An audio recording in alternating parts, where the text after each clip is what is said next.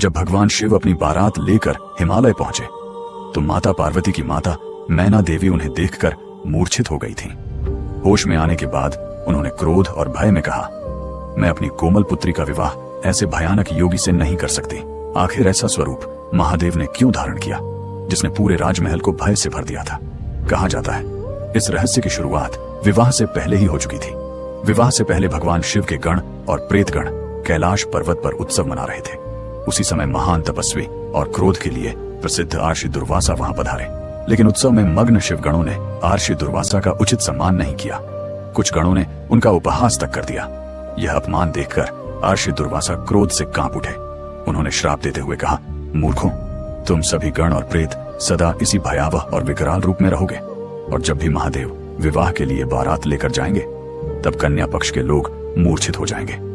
ऋषि दुर्वासा के श्राप से पूरा कैलाश लोक स्तब्ध रह गया। ऋषि दुर्वासा का मान रखते हुए महादेव ने अपने भक्तों को श्राप से मुक्त नहीं किया। और फिर आया वह दिव्य क्षण जब महादेव माता पार्वती से विवाह करने हिमालय पहुंचे तो उनकी बारात में भूत, प्रेत और विकराल गण शामिल थे।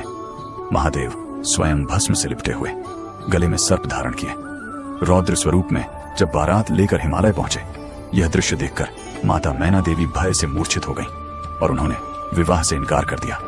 लेकिन माता पार्वती अपने प्रण पर अडिग रहीं।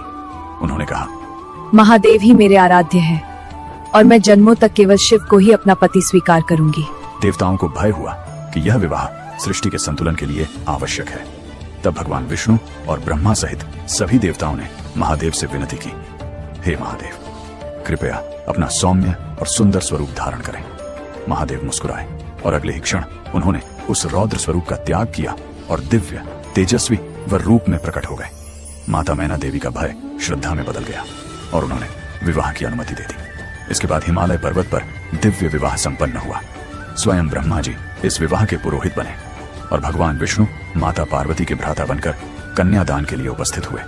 पवित्र अग्नि को साक्षी मानकर भगवान शिव और माता पार्वती ने 7 पवित्र फेरे लिए और इसी के साथ शिव और शक्ति का दिव्य मिलन हुआ, जिससे सृष्टि में संतुलन और ऊर्जा का संचार हुआ। इस दिव्य विवाह के लिए कमेंट में हर हर महादेव अवश्य लिखें।